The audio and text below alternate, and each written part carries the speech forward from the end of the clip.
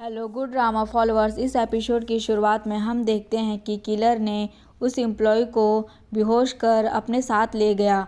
अगली सुबह ऑफिस में ना तो एम्प्लॉय आती है और ना ही म्यून आता है।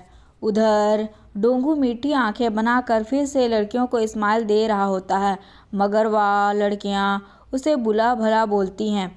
तभी उसकी नज़र एक ऐसी लड़की पर पड़ती है जो लोगों से कह रही होती है कि आप ब्लेस्ड लग रहे हैं। जब उन दोनों की नज़रें आपस में मिलती हैं तो वह लड़की उसे देखती रहती है। जब डोंगू उसे देखता है तो वह भी उसके पास आ जाती है और बोलती है कि आप तो बहुत ब्लेस्ड लग रहे हैं, इतने ज़्यादा कि आप अपने पंखों से हवा में उड़ सकते हैं। वो हैरान होकर पूछता है कि तुम्हें कैसे पता, क्या तुम्हें मेरे पंख नज़र आ रहे हैं? वो बोलती है कि आप और भी ऊंचा उड़ सकते हैं, लेकिन एक चीज़ है जिसने आपको रोक कर रखा हुआ है। बस आपको उस चीज़ से छुटकारा पाना है। डोंगू काफ़ी हैरान होता है और वो बोलती है कि मैं आपकी मदद कर सकती हूँ। अब वो डोंगू को लेकर एक होटल में आ जाती है और काफ़ी सारा खाना ऑर्डर करके पीछे हो जाती है। डोंगू भी कुछ ऑर्डर करता है और जब पेमेंट की बारी आती है तो वह अपनी सीट पर बैठने चली जाती है और पेमेंट डोंगू को करनी पड़ती है।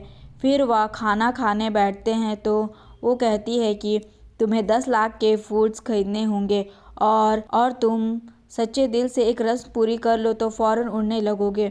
डोंगू कहता है कि मैं इतनी जल्दी उड़ना नहीं चाहता। वो बोलती है कि मैं तो तुम्हारे भले के लिए ही बोल रही हूँ, मुझे तुम्हारे लिए दिल से बुरा लगता है। यह सुनकर वो सोचता है कि पहली बार किसी लड़की ने मेरी फ़िक्र की है कि यह लड़की कितनी अच्छी है, यह लड़की अच्छी वाइफ बन सकती है। वो बोलती है कि अगर तुम्हें 10 लाख ज़्यादा लगे तो 5 लाख दे दो, 1 लाख से भी काम हो जाएगा। वह खामोश रहता है और फिर बाहर जाते हुए उसे बोलता है कि मैं 1-2 दिन सोच कर बताऊँगा। तब वो उससे उसका फ़ोन नंबर मांगती है और अपना नंबर लिख कर दे देती है। इस पर वह सोचता है कि पहली बार किसी लड़की ने मुझे अपना नंबर दिया है। वो बोलती है कि हम कल रात 9 बजे दोबारा मिलेंगे। इस पर डोंगू थोड़ी खुशी से मुस्कुराता है। यहाँ हॉस्पिटल में जाही रियू के लिए वह ताई बोकी लाता है तो रियू खुश होकर कहती है कि ये वीट की बनी हुई है ना। यून जाही से पूछता है कि तुम वीट वाली क्यों लेकर आए हो, तो जाही कहता है कि वीट वाली बेस्ट होती है। रियू कहती है कि हमारी पसंद एक जैसी है। फिर वो उसे खाते हुए बताती है कि मुझे ये वीट बहुत पसंद है। स्कूल में भी मेरे दोस्त मुझे ब्रेड गर्ल कहा करती थी।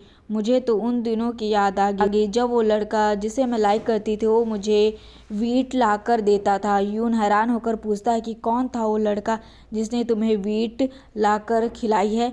रियू याद करने की कोशिश करती है और फिर कहती है कि मुझे तो याद नहीं आ रहा। वो कहता है कि क्या तुम किसी अजनबी के हाथों से कुछ भी खा लेती हो। रियू सिर्फ स्माइल कर देती है इस पर। इधर पुलिस स्टेशन में उनको सिगरेट पर मौजूद डीएनए की टेस्ट रिपोर्ट पढ़कर पता चलता है कि वो किलर कौन है, क्योंकि दोनों डीएनए सैंपल मैच हो गए थे। इधर रियू उन लोगों को बताती है कि मैंने उस किलर के गले पर बहुत ज़ोर से नोचा था। जाही कहता है कि फिर वो निशान तो गले में ज़रूर होगा। यह सुनकर यून अपनी उंगली छुपा लेता है क्योंकि उसके निशान तो मिट जाते हैं। तभी जाही को पुलिस स्टेशन से फ़ोन आता है और उसे पता चलता है कि किलर कौन है। इधर म्यून अपने घर से पहले ही फरार होने के लिए निकल गया था। पुलिस एम्प्लॉय के लापता होने के बाद उसके घर आती है तो वो वहाँ नहीं मिलती, लेकिन वो डिसीज़ वाली नोटबुक वहीं पड़ी मिलती है। म्यून एयरपोर्ट पर आकर जल्दी से जल्दी कोरिया से भागने के लिए फ़्लाइट की टिकट खरीद रहा था, मगर तभी जाही और उसकी टीम आकर उसे घेर लेती है और उसे अरेस्ट कर लिया जाता है। पूछताछ में म्यून से पूछा जाता है कि तुम क्यों भाग रहे थे। तुम उसी फैक्ट्री में गए थे जहां यूनसी की लाश मिली।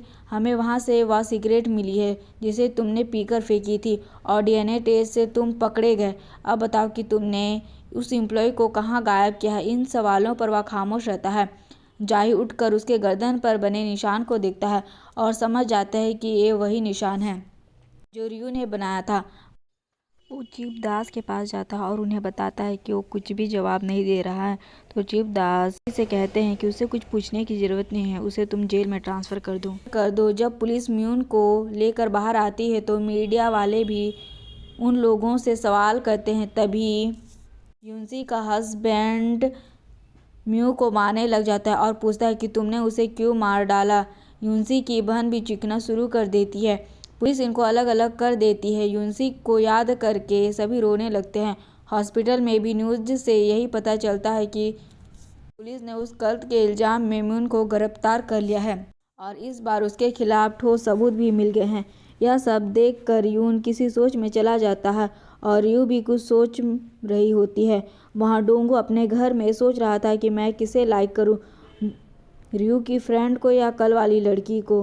रियू की फ्रेंड तो बहुत प्यारी और कूल है, लेकिन वह लड़की खुद मेरे पास आई है और वो मुझसे पैसे भी मांग रही थी, लेकिन उसे मेरी परवाह ज़रूर है। फिर मैं किसे चुनूं, प्यारी लड़की को या परवाह करने वाली लड़की को। वह पहले बहुत सोचता है और फिर डेटिंग एकेडमी जाकर उन्हें बताता है कि मुझे आज रात एक लड़की ने 9 बजे मिलने बुलाया है। बाकी दोनों कहते हैं कि तुम तो बहुत लकी हो कि तुम्हें लड़की मिल गई। बाद में डोंगू उस लड़की से मिलने आ रहा होता है तो मैसेज करती है कि मैं आ चुकी हूँ, तुम भी जल्दी आ जाओ। आज पहली बार कोई लड़की मेरा वेट कर रही है, ये सोचता है डोंगू। वो उस लड़की से मिलने भाग कर जाने लग जाता है। वह भी वहाँ खड़ी उसे आवाज़ें दे रही होती हैं, मैं यहाँ हूँ डोंगू। डोंगू कसमकस में फंसा हुआ था। वो लड़की उसके पास आए। वो सोचता है कि मैं उस लड़की के पास जाऊँ या रियू की फ्रेंड के पास। वो लड़की उससे पूछती है कि तुम आगे क्यों नहीं आ रहे, मेरे पास इधर आओ। मगर डोंगू को रियू की फ्रेंड की याद खींच लेती और वह उस लड़की को छोड़कर वापस भाग जाता है। यह देख उस लड़की को काफ़ी बुरा लगता है, मगर फिर वह खुद को संभाल कर आसपास के लोगों से बोलने लग जाती है कि क्या आपको मेरी मदद चाहिए। इधर डोंगू भाग कर वापस रियू के फ्रेंड के पास आता है और उसका रुमाल उठाते हुए कहता है कि यह मुझे आपको वापस देना है। वो कहते हैं कि आप बाद में भी तो दे सकते थे। तो डोंगू कहता है कि मैं अब ना एक भी सेकेंड वेस्ट नहीं करना चाहता। वो उसको कहता है कि मैं अब किसी भी लड़की के आंखों में 3 सेकेंड तक नहीं देखूंगा, क्योंकि मुझे सिर्फ आपको देखना है। यह बोलकर वो उसकी तरफ उसी नज़र से देखने लग जाता है और यू की फ्रेंड कंफ्यूज हो जाती है कि अब इसे क्या जवाब दूँ। इधर जाही को लैब से यू की यूज़ की हुई चीज़ों का रिजल्ट मिलता है और पता चलता है कि उन चीज़ों पर यून का कोई डीएनए नहीं मिला और ना ही कोई फिंगरप्रिंट है। वो हैरान होकर कहता है कि उसने तो मेरे सामने ही इसे पिया था और कप कॉपी भी पकड़ा था, मगर कुछ क्यों नहीं मिला।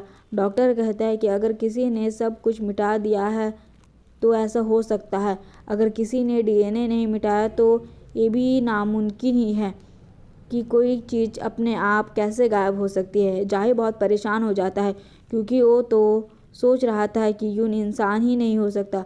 दूसरी तरफ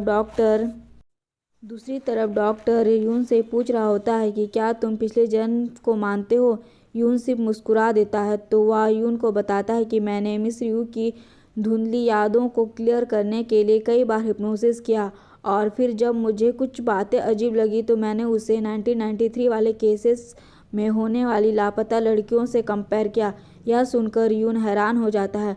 डॉक्टर बताता है कि मैंने तो खुद एक रिपोर्ट बनाई है जिसमें मिस रियू ने वही सब बातें बताई जो कुछ उस समय जू के साथ हुआ था। मैं आपको यह रिपोर्ट इसलिए दे रहा हूँ क्योंकि आप उसके सबसे ज़्यादा करीब हैं।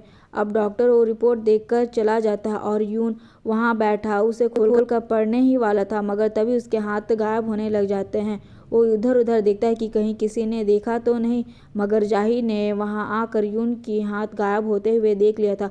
वह हैरानी से उसके पास जाने लगता है, मगर उसे वहाँ का एक आदमी बात करने के लिए रोक लेता है। यून के हाथ वापस आते हैं तो वह मौका का फ़ायदा उठाकर वहाँ से चला जाता है।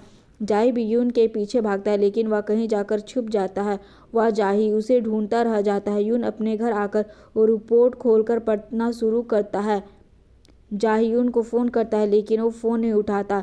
यून जब उस ट्रांसक्रिप्ट को पढ़ता है तो रियू ने डॉक्टर को बताया हुआ था कि मैं स्कूल यूनिफॉर्म पहना करती थी जिस पर डॉट्स बने हैं।